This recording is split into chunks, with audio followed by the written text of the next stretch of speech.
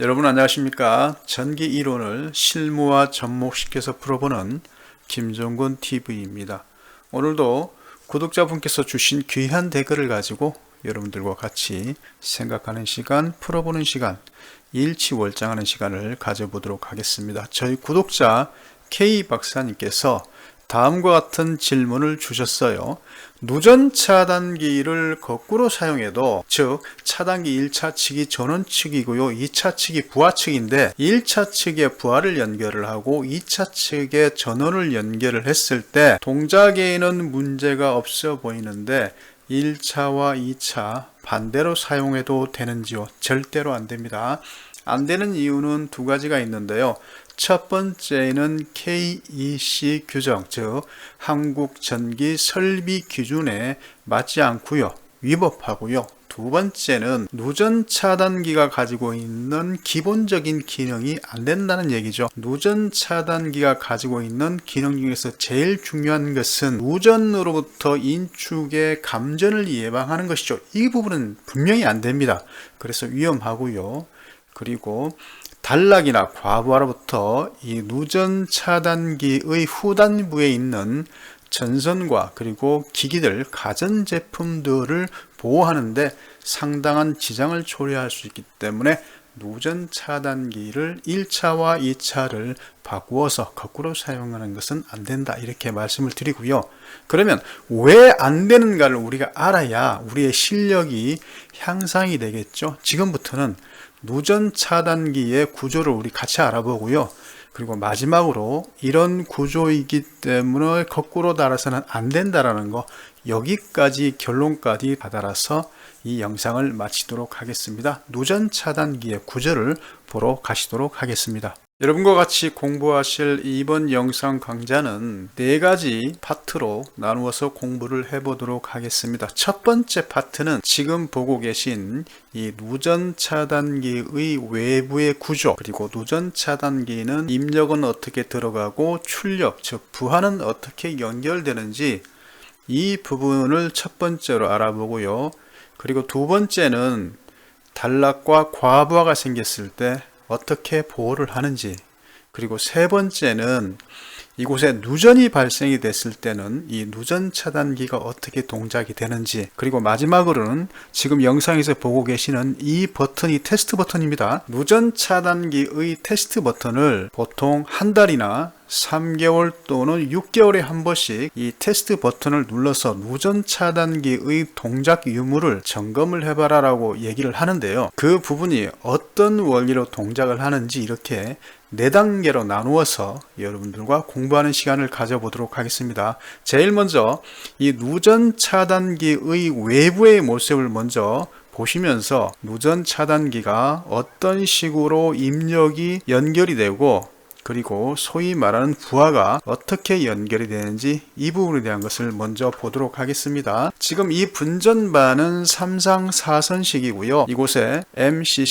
MCCB는 Molded Cased Circuit Breaker죠. 이 배선용 차단기에서 L1 버스바, L2 버스바, L3 버스바, 그리고 중성선이 이렇게 밑으로 4개의 버스바가 쭉 내려와 있는데요. 이 버스바는 이 하단부 쪽에 양쪽으로 배선용 차단기나 또는 누전 차단기의 이곳에 부하를 연결을 해서 인출을 할 수 있도록 그런 역할을 하는 것이 이 4개의 버스바고요. 이 버스바는 일전에도 말씀드렸던 것과 같이 이 중성선이 이 분전반의 바닥과 떠 있는 것을 알 수 있죠. 반면에 이 접지 부스바는 이 분전반의 바닥이 딱 붙어 있는 것을 알 수 있습니다. 그래서 중성선이 변압기 2차에서 중성점 접지로 접지와 연결은 되지만 분전반에 있어서는 이렇게 접지와 그리고 중성선이 구분된다는 거, 이 점 여러분들 유념을 해 주시고요. 지금 이 부분이 ELB 어스 리키지 브레이커 누전 차단기입니다. 이 누전 차단기에서 배선용 차단기에서 L3에서 한 선이 들어갔고요. 그래서 이 부분이 1차죠.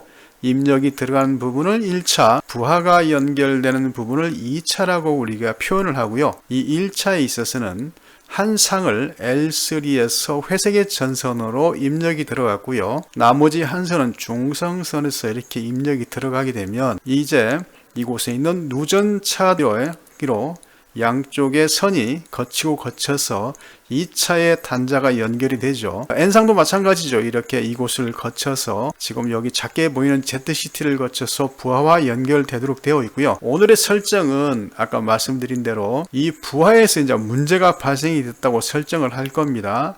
그래서 왼편에 지금 회전하고 있는 것은 220V죠.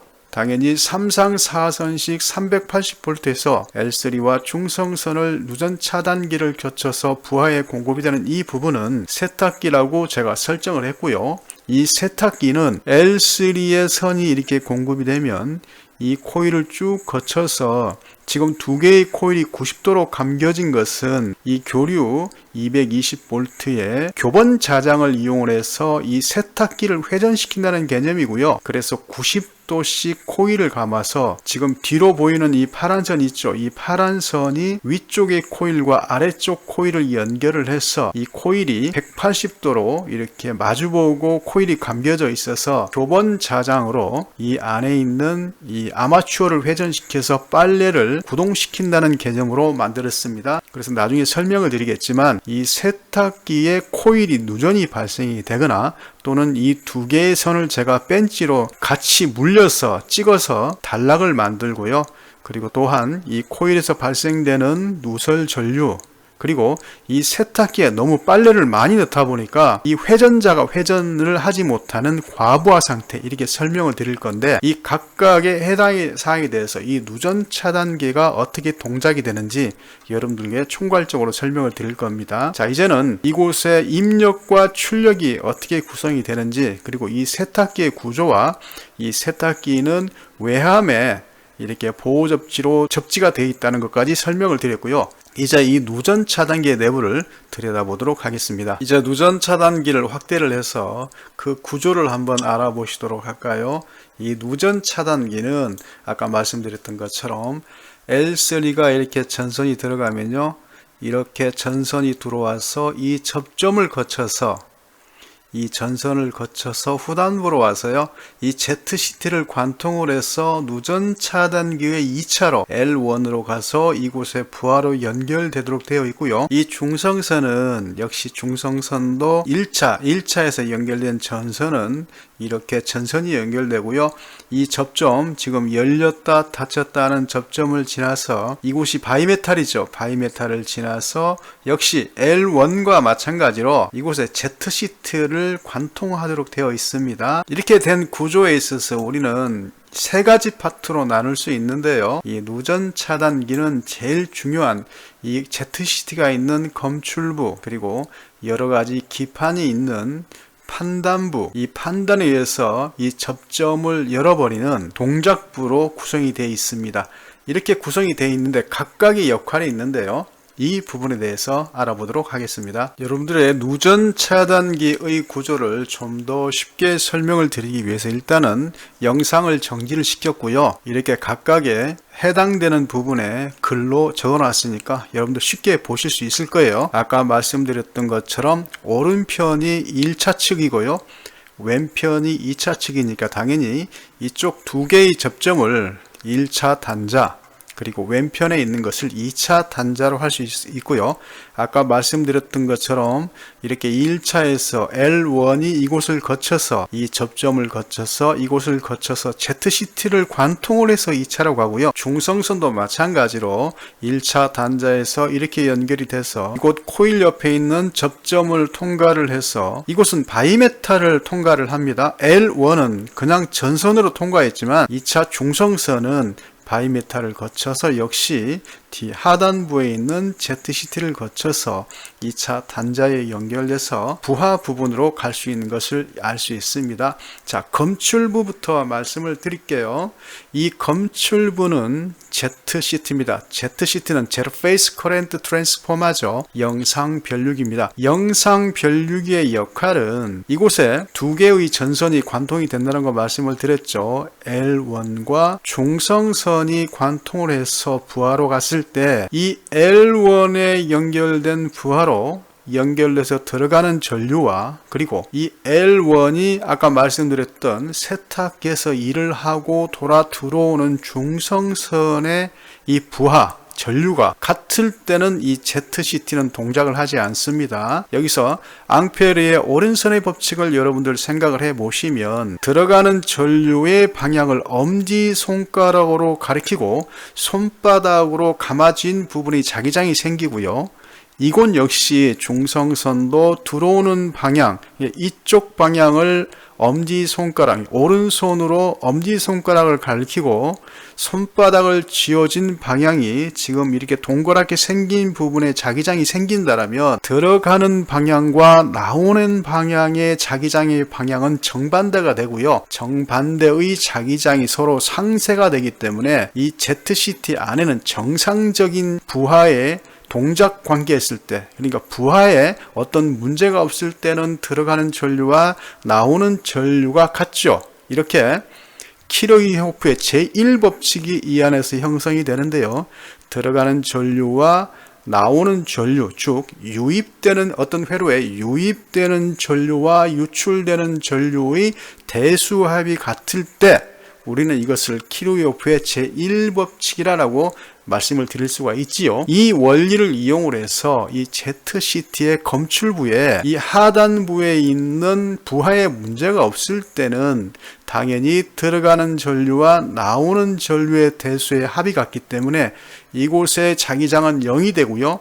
0이 되었을 때는 이 ZCT는 아무런 검출이 되지 않는데 만일 이 부하에 누설 전류가 생긴다면 이 누설되는 전류의 양만큼이 전류가 빠지고요.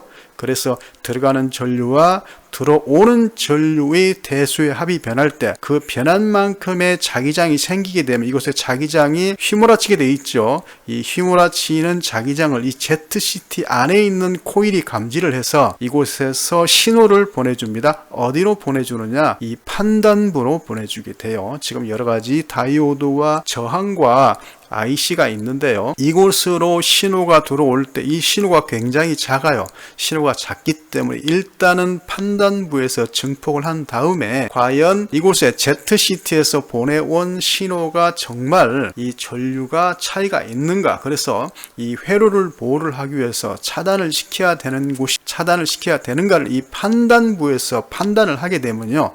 지금 이 오른편에 있는 액션부, 그러니까 양쪽으로 있는 코일에 전원을 공급을 해서 이 코일에 전자석을 만들게 되면 이 철판을 잡아 당겨버리는 것이죠. 그 정상적으로 됐을 때는 이렇게 전류가 잘 흘러갔어요. 이곳 들어가는 L1과 이 중성선이 전류가 잘 흘러갔는데 이곳에 ZCT에서 감지를 해서 판단부로 신호를 보내게 되고요. 이 판단부에서 받은 신호를 증폭을 해서 판단을 해서 이 정말로 이 하단부에 부하에 문제가 있다라고 판정을 하게 되면 이곳에 전기를 보내서 이 두 개의 코일에 자화를 시키면 여자가 되고요.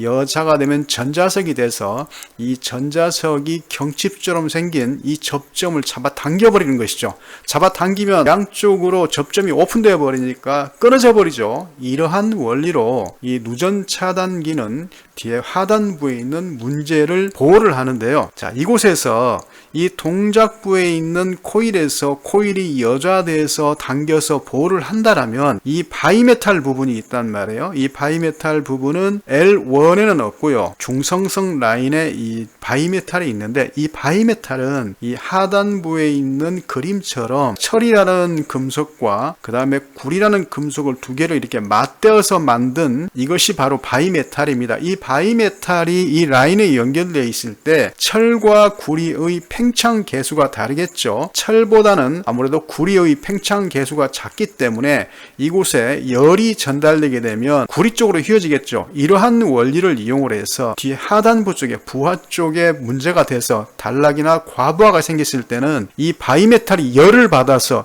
이렇게 휘어지게 되면요. 이 부분에 접점이 있지요. 이 접점을 TM이라고 그래요. TM은 트립 메커니즘에 의해서 이곳에 역시 신호가 들어가게 되면 이곳에 판단부에서 다시 판단을 해서 여기에 있는 코일을 여자시켜서 양쪽에 있는 접점을 잡아당겨서 오픈시키는 것이죠. 이 바이메탈에 의해서 과전류나 단락이 보호되고요. 누전은 이 바이메탈과 상관없이 이 동작부에서 ZCT에 의해서 동작이 된다라는 거. 그래서 여러분들 이 원리로 인해서 누전 차단기가 단락과 과부하로부터 회로와 부하를 보호를 하고요. 그리고 누전으로부터 인축의 감전을 방지를 합니다. 자, 그 다음에 두 번째, 우리 두 번째 했죠. 이제 세 번째는 여러분들과 단락과 과부하는 어떻게 보호를 하고 그리고 누전으로부터는 어떻게 보호를 하는지 이 부분에 대해서 알아보도록 할게요. 방금 말씀드린 것처럼 우리가 이 누전 차단기가 보호를 할 때는 과부하와 단락은 누전 차단기 내부의 바이메탈에 의해서 보호가 되고요. 누전은 ZCT에 의해서 보호를 한다고 그랬죠. 그러면 우리가 여기에서 과부하와 단락이 무엇인지 그리고 누전이라는 것이 무엇인지를 공부를 해야 되겠죠. 먼저 단락에 대해서 말씀을 드리도록 하겠습니다. 이 누전 차단기에서 L3와 중성선에 의해서 공급된 이 전기는 이렇게 L3에 의해서 이 코일이 연결되고요. 그 다음에 이 코일에서 작업을 하고 난 전류는 중성선을 통해서 다시 이 누전 차단기를 통해서 버스바를 통해서 변압기로 돌아가게 돼 있죠. 이렇게 원래는 이 공급된 전기는 이 세탁기에 일을 하고 돌아왔을 때 이 세탁기 자체에 이 코일은 임피던스라는 저항이 있죠. 이런 임피던스라는 저항을 거쳐서 전기가 일을 하고 돌아와야 되는데 단락이라는 것은 제가 뭐 그럴 일이 없겠지만 이 벤치로 두 개의 선을 동시에 자른다고 깡 물었을 때 이 벤치를 통해서 갑자기 회로가 짧아지면서 이 전류가 이 벤치의 이빨을 통해서 돌아서 중성선으로 바로 돌아가 버리죠. 이렇게 회로가 원래 정상적으로는 길게 멀리 이렇게 가서 일을 하고 돌아와야 되는데 짧게 벤치로 찍어버리는 바람에 이 L1 전선과 중성선이 갑자기 짧아지면서 회로가 짧아지면서 여기에 급격한 전류가 흐르죠. I는 R분의 V니까 원래 이렇게 저항을 통해서 들어가는 저항보다는 이곳을 바로 직결로 돌아가는 저항은 무한대로 작아지기 때문에 I는 ohm의 법칙, I는 R분의 V에서 저항이 무한대로 작아지니까 전류가 무한대로 커지죠.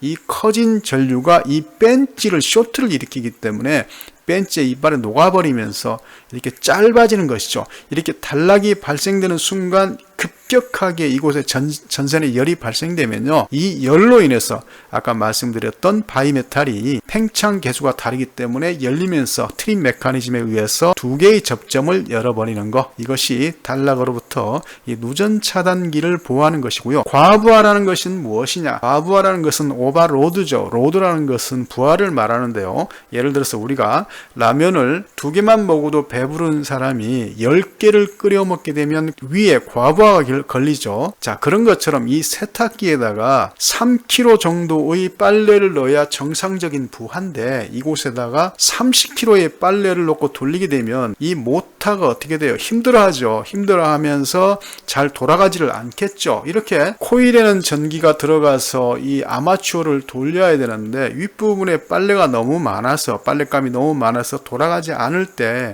이 코일 자체에 열이 발생되고요. 양쪽에 연결된 이 전원들이 열이 발생이 돼서 발생된 열은 단락과 똑같은 개념으로 이 누전 차단기의 바이메탈이 열리면서 역시 두 개의 접점을 열어버리면서 보호를 한다. 이것이 과부하와 단락으로부터 이 누전 차단기가 하는 역할이 되겠고요. 마지막 누전에 대한 설명을 드릴게요. 이곳에 이 세탁기에 들어가는 이 L1 전원이 이 코일을 거쳐서 삥 돌아서 교본 자장을 해서 중성선으로 전기가 들어올 때 들어갈 때 3A가 들어갔습니다. 3A가 되는데 이곳에 화살표 방향의 코일이 까져서 이곳이 소손이 돼서 누설 전류가 발생하게 되면요. 이 누설 전류는 어디 도망갈 데가 없죠. 어디로 가겠습니까? 이 세탁기에 있는 외함으로 흐르게 되고요. 이렇게 세탁기의 외함으로 흐른 전류를 우리는 충전되었다 이렇게 얘기를 해요. 이렇게 세탁기의 외함에 충전된 전류는 이것의 외함에 연결된 보호 보호 접지를 통해서 분전반에 있는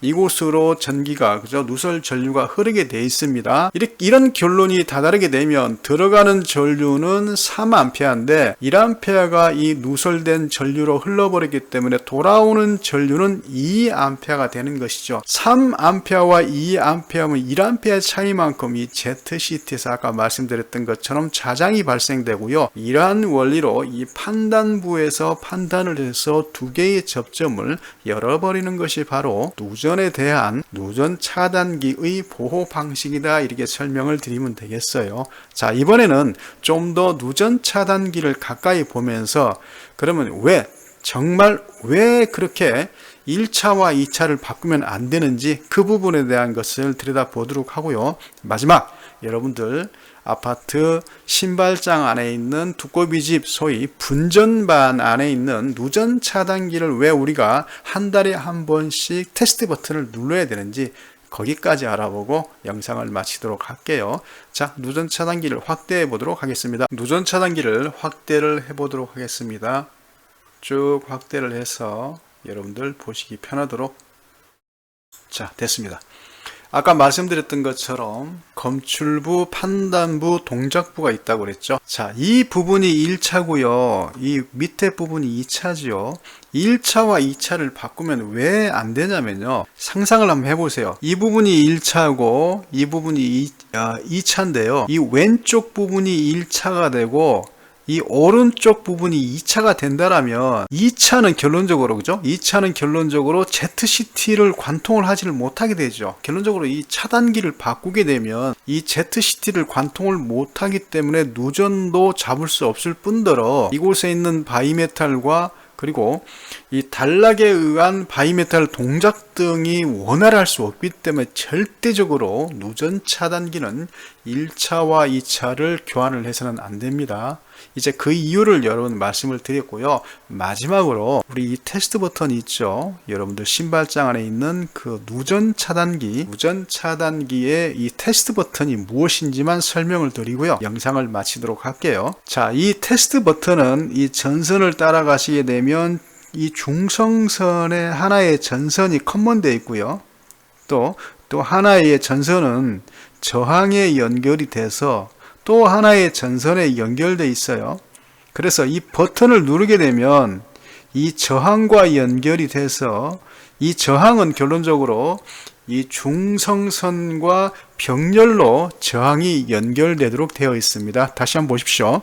이 버튼 스위치를 누르게 되면 이 저항과 연결이 돼서요. 결론적으로 이 저항 자체가 이 중성선과 연결이 된다는 얘기죠. 이러한 의미는 뭐냐면요. 이 테스트 버튼을 누르게 되면 중성선의 저항이 병렬로 연결이 되고요. ohm의 법칙에 의해서 합성 저항이 병렬로 연결되면 어떻게 돼요? 저항이 작아지죠. 그렇게 되면 이 중성선은 이 L1보다는 저항이 작아지게 되죠. 이 부분이 저항이 작아지게 되기 때문에 결론적으로 이 ZCT 안에서 어떻게 읽어요? 전류의 자장의 차이가 날 수밖에 없다라고 읽을 수밖에 없는 것이죠. 이러한 원리를 의해서 역시 이 자장의 차이가 나니까 시그널을 이곳에 보내고요. 판단부에 의해서 이곳이 트립되도록 되어 있어요. 그러니까 결론적으로 임의적으로 이 부하의 하나의 선을, 그죠? 이 중성선을 저항을 작게 만들어서 이 ZCT를 관통하는 두 개의 전선에 자장의 차이를 만들어서 이걸 트립을 시킨단 말이에요. 그래서 한 달에 한 번, 3개월에 한 번씩 이 누전 차단기의 테스트 버튼을 눌러서 동작을 시킨다는 얘기는 이 ZCT가 동작을 잘 하고 있느냐를 판단을 하는 기준이 되기 때문에 여러분들 꼭 테스트를 해보시기 바랍니다. 자, 지금까지 여러분들과 좀 긴 영상을 공부를 했는데요. 함께 해주셔서 감사하고요. 다음번 또 영상에서 만나 뵙도록 하겠습니다. 김종곤TV였습니다. 감사합니다.